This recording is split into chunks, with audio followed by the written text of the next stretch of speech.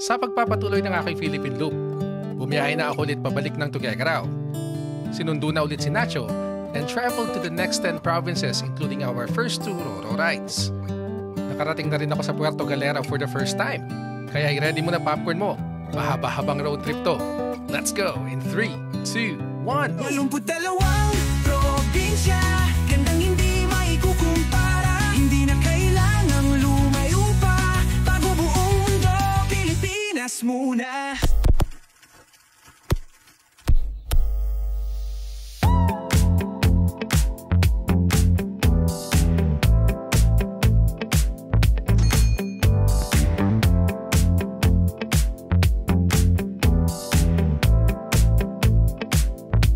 Bye-bye, love you, ingat.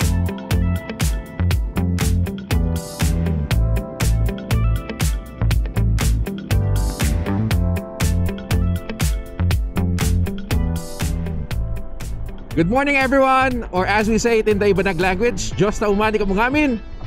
This is your King of the World and welcome to day number 8 of our Philippine Loop version 2. Let's go! So ang plan natin for today, we will be covering at least 4 provincial capitals: Isabela, Nueva Vizcaya, Quirino, and Aurora. Kung may oras pa tayo at hindi pa masyadong madilim, pwede na natin puntahan yung sa Nueva Ecija sa Palayan City. Ayun, that's the plan for today. Eto, malapit na tayo sa boundary ng Tuguegarao at Isabela. Cagayan at Isabela, Tuguegarao at San Pablo. Dito dati yung ARC. Ayan na ngayon yung ARC, nakatambay dyan sa gilid. Welcome to the province of Isabela. We are now traversing Tumawini Bypass Road. Probinsya pa rin po ng Isabela. Sir, saan pwede mag-park para dito? Sa butaka, pwede dun sa gilid? Sa gilid lang? Thank you. So yun na nga, dumaan tayo saglit dito sa largest butaka in the world. Record holder po yan ng Guinness dito sa Ilagan City, Isabela. Next up, provincial capital. Let's go. Approaching Isabela, provincial capital. Pamahalaang panlalawigan ng Isabela.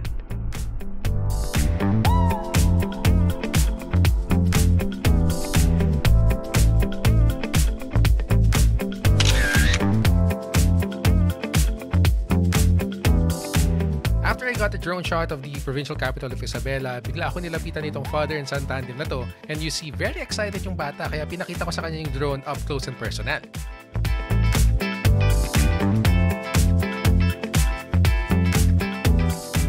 Alright, bye for now. Pamahalaang panlalawigan ng Isabela. Hi Isabela. Welcome Nueva Vizcaya, naturally vibrant. Lower Magat Ecotourism Park.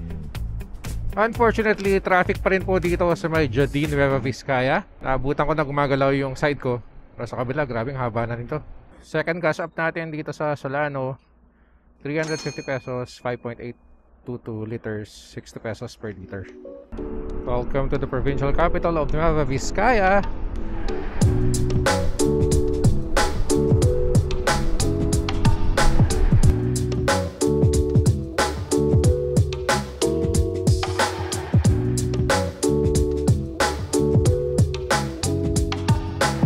So yun mga kaibigan, nandito tayo ngayon sa provincial capital ng Nueva Vizcaya. Nakamit tayo po ng mga taga dito, si Sir Eric saka si Sir Alvin. Yan.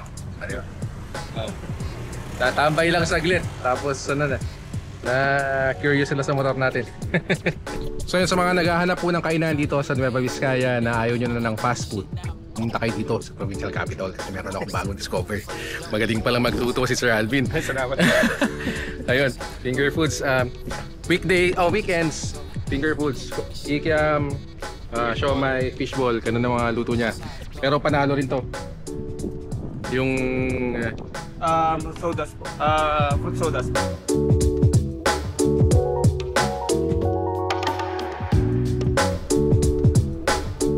Ganun talaga yung ruta natin. After natin puntahan yung provincial capital ng Nueva Vizcaya, we have to go back to Cordon, papunta ng Quirino, papunta sa provincial capital naman ng Quirino. This is my first time to pass through here kasi usually ang route ko yung Santiago, Madela. Ito first time ko papasok dito. Ganda ng kalsada dito, Barangay Sagat, Cordon Isabela. Time check, it's 2:10 in the afternoon.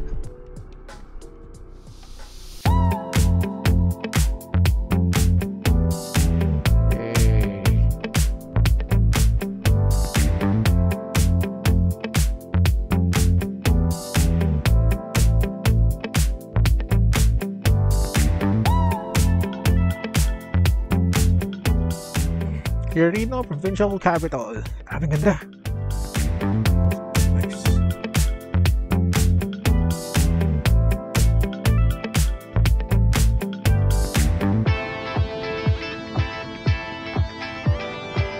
Suggestion ni Kuya Guard, yung wakeboarding daw i-check ko. Quirino Water Sports Complex. Nandito tayo ngayon sa Quirino Water Sports Complex, QWC.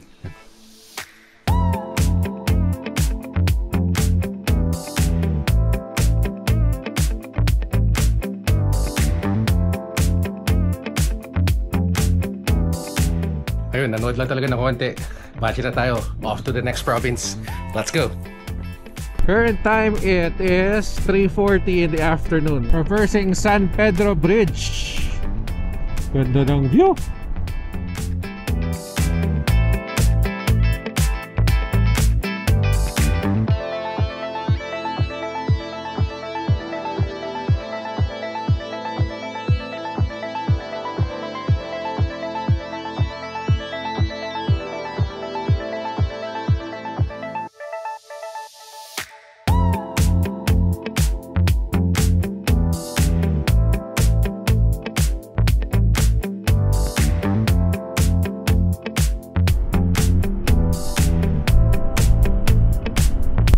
Welcome to Baler. So good morning everyone. Ito po yung King of the World. Dito tayo nagstay for the night. And Old Parola Seaside Inn dito sa Baler, Aurora. Tapos yung room natin sa taas ng The Shack by Old Parola. Yun. Dun sa taas. So yun. Ready na tayong lumarga. Kapalit na.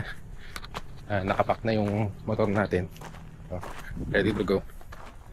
Explain ko sa inyo mamaya kung ano yung itinerary natin for the day. Good morning everyone, or as we say it in the Ibanag language, Diyos tauman ni kamong amin. Another day, another trip, another road trip syempre. At ngayong araw na to, ang plano natin, bibisita tayo sa 5 provincial capitals. Medyo mahaba-habang biyahe to hanggang Batangas City. Actually, the initial plan is have my last stop sa Calapan, Mindoro. Yun dapat ang last stop natin sa daily trip na ito. And I'm still hoping na magagawa natin yan. Pero sa ngayon, pinaka-goal ko muna ngayon is Batangas, provincial capital mamayang gabi. Malamang sa malamang, gabi na ako makakarating ng Batangas. Pero hindi tayo pwedeng mamili. Ayoko kasi sanang magpapapicture sa mga capitals at night kasi syempre hindi nyo ma-appreciate eh. So I won't be able to take a good drone shot of the capitals pag gabi. Preferably araw, pero kung wala talaga tayong choice, alangan naman na patagpasin natin. Hindi makukumpleto yung documentation natin ng 82 provinces natin dito sa Pilipinas. So, whatever is given to us, kukunin natin. So first stop natin ngayon, di na tayo dumaan sa Baler sign. Pupuntahan na natin ngayon ang Aurora Provincial Capital. Doon na tayo mag-checkpoint. Ito na naman po tayo. Ito po ang sakit ko kahit nung nakaraang loop.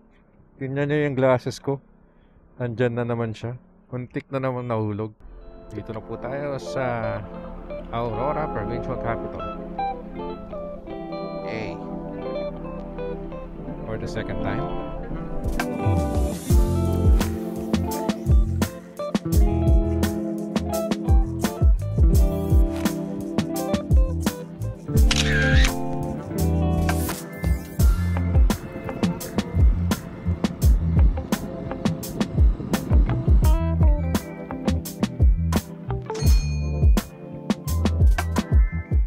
Salamat din po, Baler.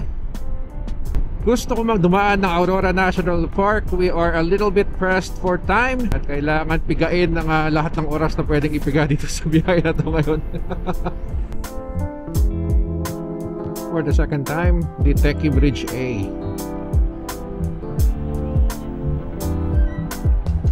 So yun na nga, nagtataka ako bakit wala akong kasabay mga sasakyan. I was expecting to go through the Pantabangan Road. So ako na Google Maps to. Pinadaan ako sa Ecija Aurora Road. So we are now inside the Aurora National Park. Welcome back. This is my second time here. Nice to be back. Hindi naman ako magre-reklamo kasi ang ganda naman ng tanawin dito. Sarap ng hangin. Kung walang sasakyan, no? Sarap mag-drive. Yun nga lang, a little bit more tiring than the Pantabangan Road. Kita nyo yan? Diba? Twist is unlimited dito. The thing about this is it's keeping me awake. Ito ang gusto ko sa mga twisties, hindi ka aantokin.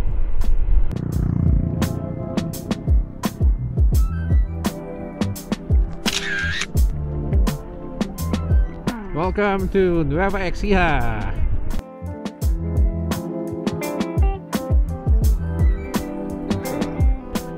Welcome to the provincial capital of Nueva Ecija. Woohoo! Uy, ganda rin. Looks nice.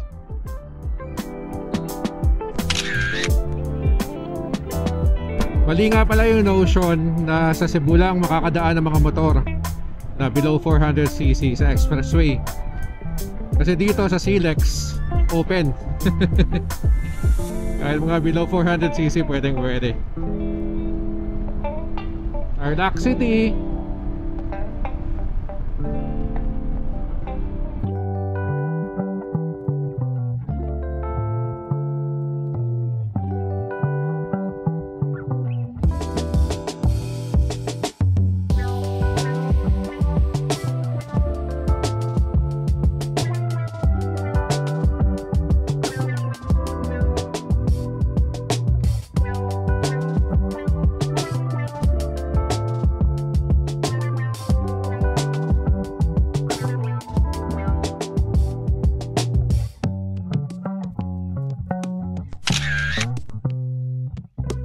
Hindi na pala ako nakapag-vlog kanina dun sa Tarlac Capitol. Nung nagpaalam ako kanina, medyo apprehensive yung mga nandun sa loob. Parang nag-interview talaga kung ano yung purpose ko, taga saan ako.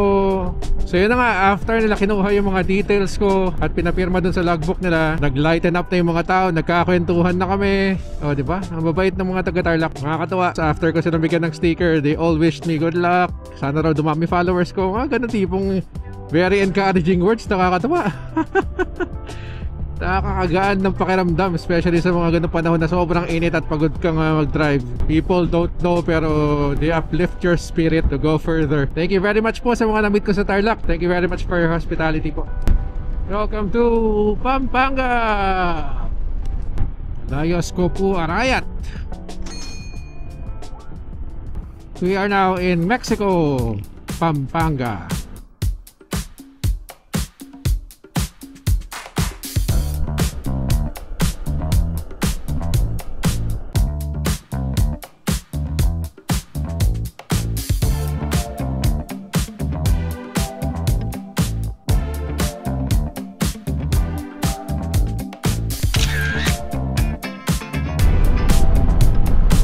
Okay, so nandito na tayo sa harapan ng pamahalaang panlalawigan ng Bulacan dito sa Malolos. And unfortunately, this is the third capital na hindi ako pwede magpalipad ng drone.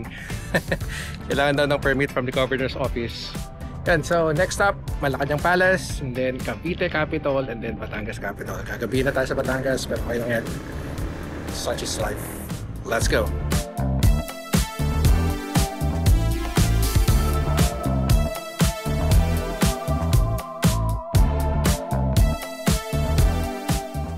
We are now in Valenzuela City, Valenzuela People's Park, once again.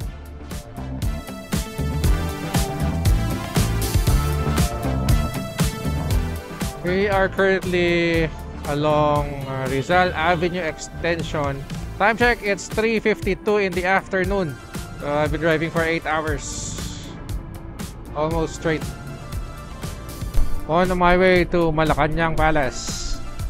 Unfortunately, I was informed by the guards on duty that taking of pictures in front of the Malacanang Palace is prohibited. And you can only take pictures in front of Bahay Ugnayan, which is the museum in the Malacanang compound.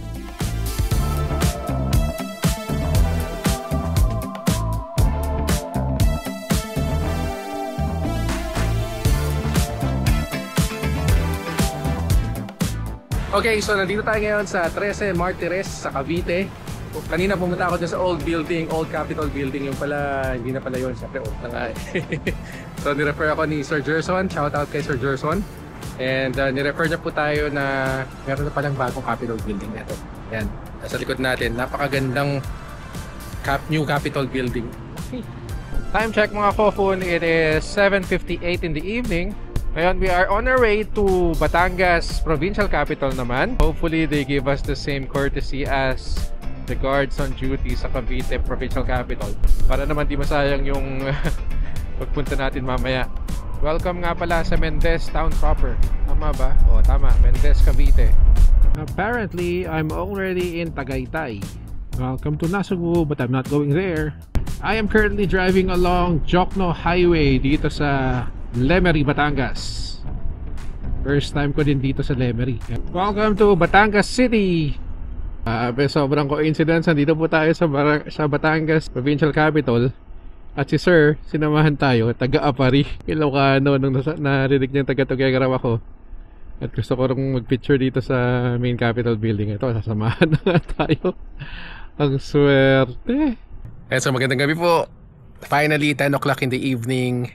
Nakarating na tayo dito sa Batangas City. At ito, nasa likod ko na ngayon ang Provincial Capital ng Batangas. Nakarating na rin tayo. Ayos. Sulit ang pagod. Yun.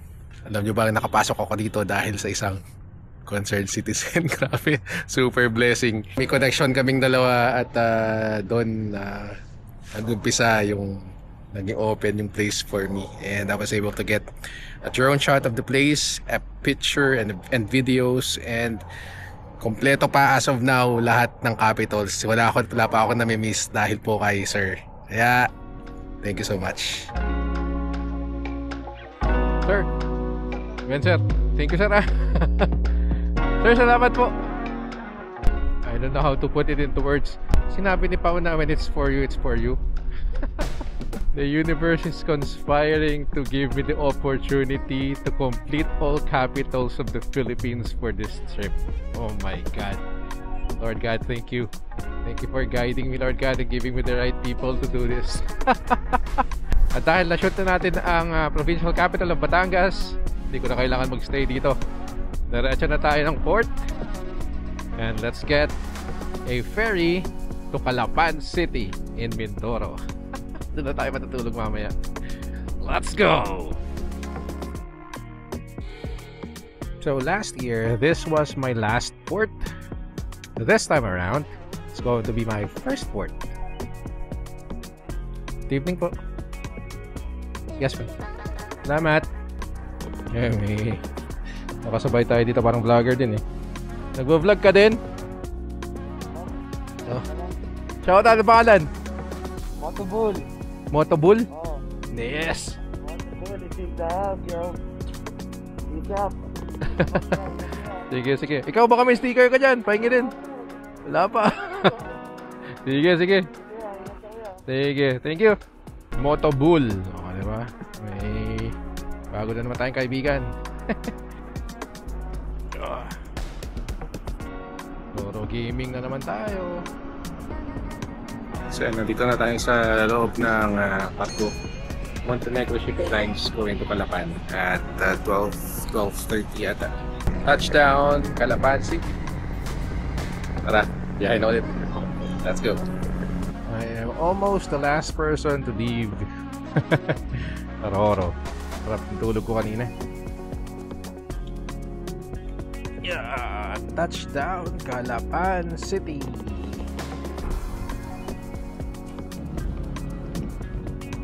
Yan, mabilis ang galaw lang tayo. 3 hours, wash up. Tapos, mamaya batch na ulit. Good morning mga kofun, or as we say it in the Ibanag language again, just na umani ka mong amin. It is now day 10 of our Philippine Loop Adventure Tour version 2. Third riding day na po natin. Dito po tayo ngayon sa Calapan City. At kaninang umaga, paglabas ko ng kwarto, sarap nung preparation ko sa kwarto eh. Paglabas ko ng kwarto, ang bumungad sa atin, ulan. The typical king of the world fashion, wala tayong raincoat. Pasaway. Sana lang itong konting ambon na to, konting ulan na to ay hindi makakapagpataas ng ng tubig sa Abra de Ilog. Ayun, provincial capital, Oriental Mindoro. Yes.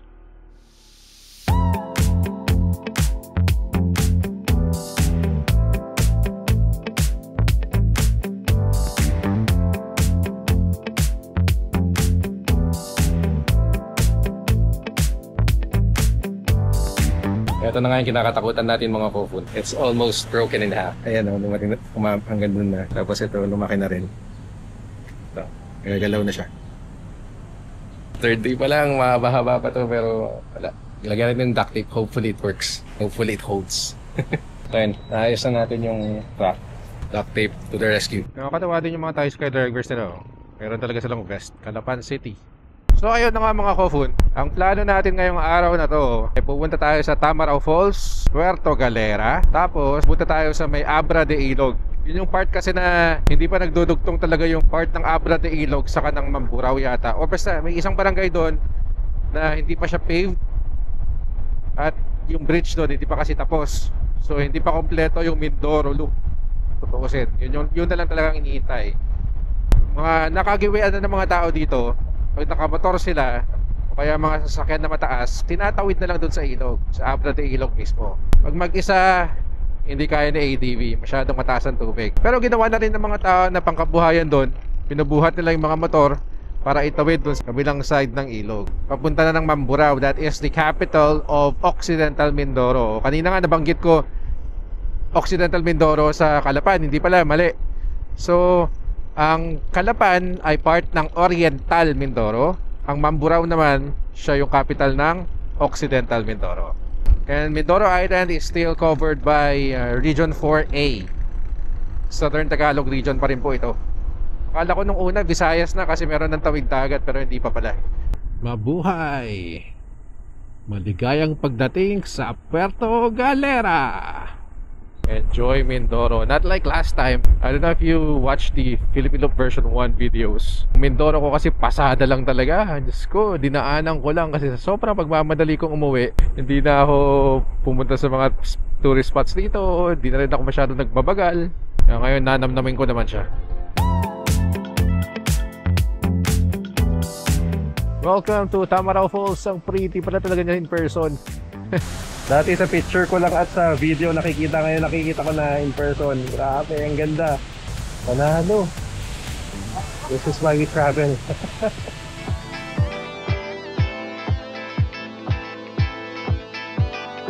Bungad pa lang ng Puerto Galera, ang ganda na pala. Ang taas. Coastal mountain roads are the best. So I love Batanes. Malakas ang pakiramdam ko. Ganito yung dadaanan ko sa Jazz Jose Abad Santos, katabi ng Glan Sarangani. Ganito yung nakita ko sa YouTube.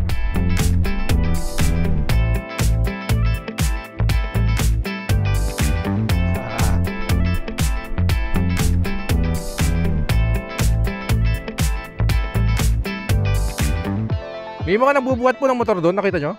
Meron doon. Okay, sige. Yung mga katubo. Kaya to? Kaya yan, marami na. Tok-tok nga doon yung tricycle na 3 gulong ngayon. Putek. Pinubuhat nila. Kaya yan, kaya. Mga katutubo pala yung nagbubuhat doon. Okay. Grabe, ganda ng view. Hindi ako makatingin na maayos. Not the kind of motorcycle used for this adventure, pero it's the only motorcycle you have. You don't have a choice. Ginusto mo yan. I love it.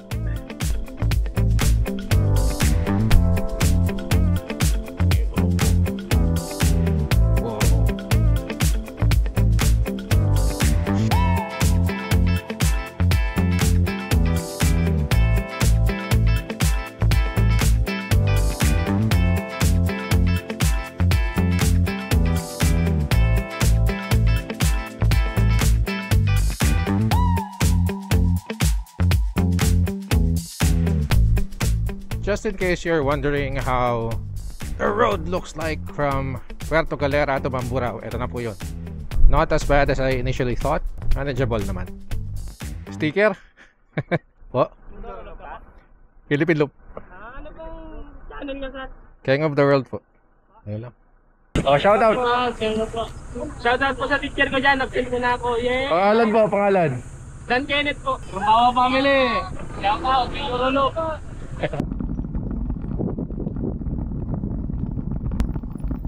Boss, kakayanin ba to?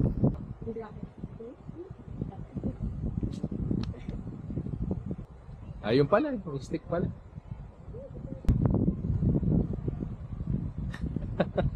Ayos. So yan, pagka buhat ng motor, may choice pala kung gusto mo dumaan dito sa may batuhan. Or, kagaya ni ma'am, dito sa hagdan papunta mismo dun sa bridge. Sa ngayon, mababa nga yung tubig kasi summer yan, tata. Ito pa yung mga video sa YouTube, mas mataas pa dito.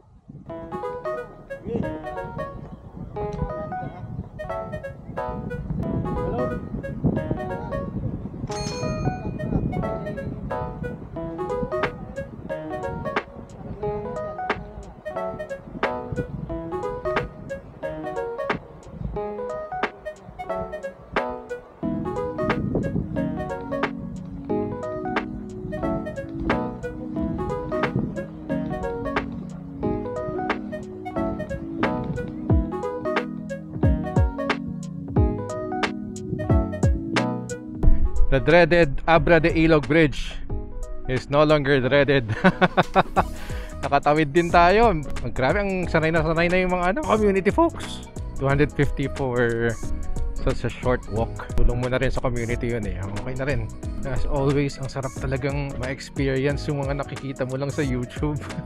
Nakakatuwa. Thank you, Lord. We left Calapan at around 7 AM today. Oras na natin ngayon ay 11:12. Little over 4 hours na tayong nasa kalsada. And ang initial nga na estimate ng Google Maps, if you come from Calapan to Mamburao via the loop, yung bababa ka sa Mindoro tapos aakyat ka na naman papuntang Mamburao, 6 hours. So give or take 7 hours yan. Eh dito, after 4 hours, nakatawid ilog na tayo. At paglabas natin dito, halos konti na lang Mamburao na rin. O mga 4-6 hours. Makatipid ka pa rin ng 1 hour. Mas malayong pagod ka nga lang dito. Pero this route is much more fun. Woo! Yeah boy! Feeling ko pagka uwi namin ni Nacho, irarap ako ulit to. This is already Western Mindoro. Occidental Mindoro na po ito. Montenegro Shipping Lines. Meron pala dumadaong dito.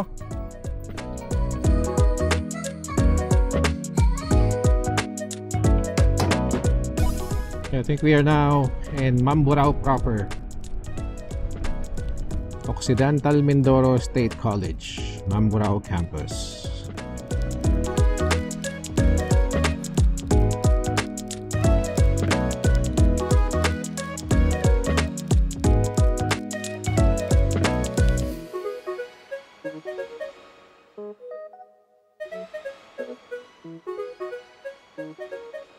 So, nandito tayo ngayon sa loob ng Civil Security Office dito sa Kapitolyo ng Occidental Mindoro. At nagpapaalam tayo para gumamit ng drone. At napakaswerte talaga para sa Batangas kagabi. Kilala tayo ng kababayan natin na taga-Alcala sa Cagayan. Ito po. Gandang araw po. Si Sir Paulo Espejo. Ayan. Laking Manila pero roots niya taga-Alcala. Sir, thank you very much for accommodating po. Anytime po ito. Siyempre kasama din natin si Ma'am Giselle. Strict daw po yan pero pinagbigyan tayo ngayon.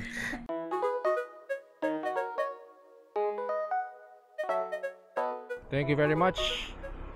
Provincial capital of Occidental Mindoro. Very friendly people. Thank you. Lakas ng hangin. Tinatangay ako ng hangin. Pagod food feels. Rating na kasi yung ulan. Acto right tayo palayo.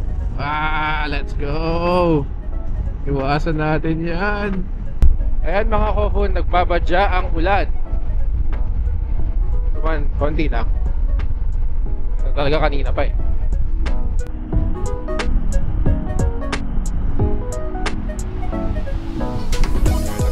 Google Maps.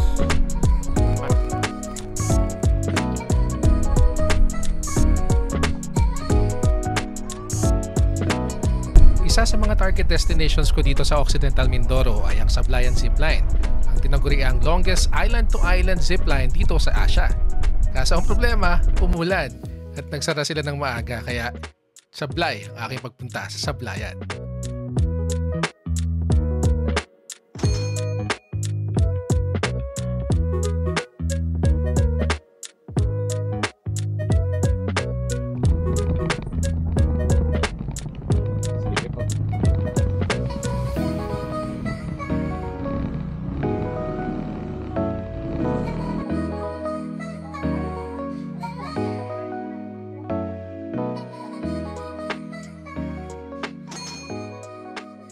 Diyos na umani ka mo ngamin mga Kofun. It is now day 11 of our Philippine Loop Adventure Tour version 2.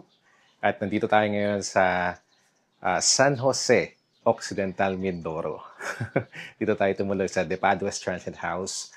At ito, preparing to eat breakfast. Anong breakfast natin?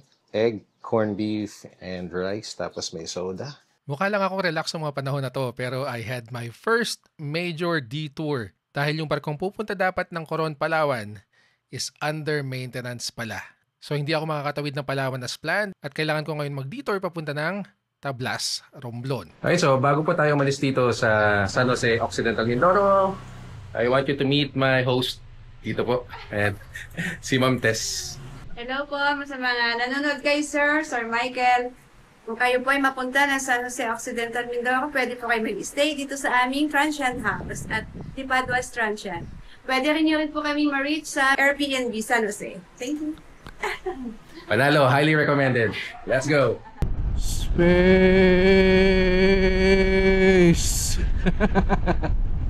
Magsaysay, Occidental Mindoro. Bagong tarik naman ito. Ba't ang haba? This road looks familiar. Dito ko sinabi last year, game na game tayo sa Twisties pag hindi tayo nato. Dangay Port. Dito po tayo sa Joros Motor Parts sa Rojas, Oriental Mindoro. At finally, pinapagawa ko na yung busina sa kayong ilaw kasi hindi ko na matandaan kung Batangas yata or Cavite. Wala na akong busina. Hopefully, makakumpo nila kuya at yung busina at ilaw na tayo ulit mamaya. Okay, so yun na nga. Okay na yung motor natin. Okay na yung busina. Saka okay na yung ilaw. Busina na tayo ulit. Ilaw na tayo ulit. Courtesy of Boss Bobit. Ayan o. Unfair. Welcome to Dangay Port, everyone. Dito ako nakakuha ng ticket, Montenegro Line. Pwede na po pumasok? Yes, sir. Good afternoon, sir. Thank you. Alright, so welcome to the port of Rojas. Let's go. Alright, so we have now boarded the ship Maria Ursula going to Pachoman Port in Romblon.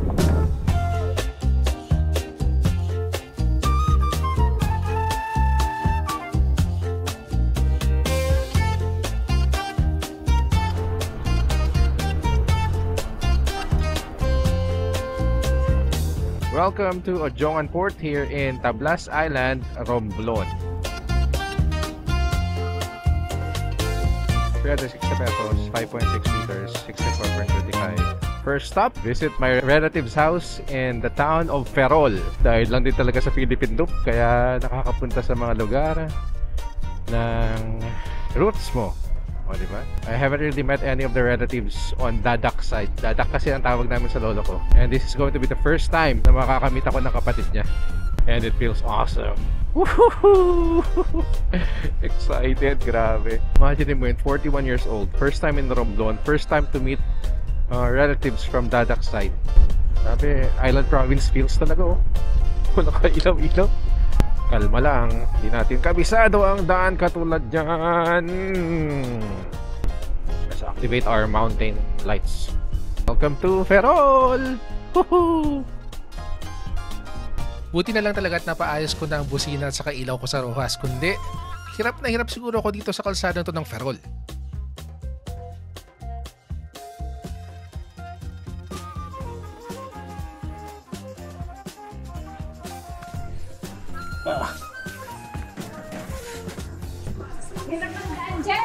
Oo nga ho eh. Akala ko kanina na akala ko nawawala ako.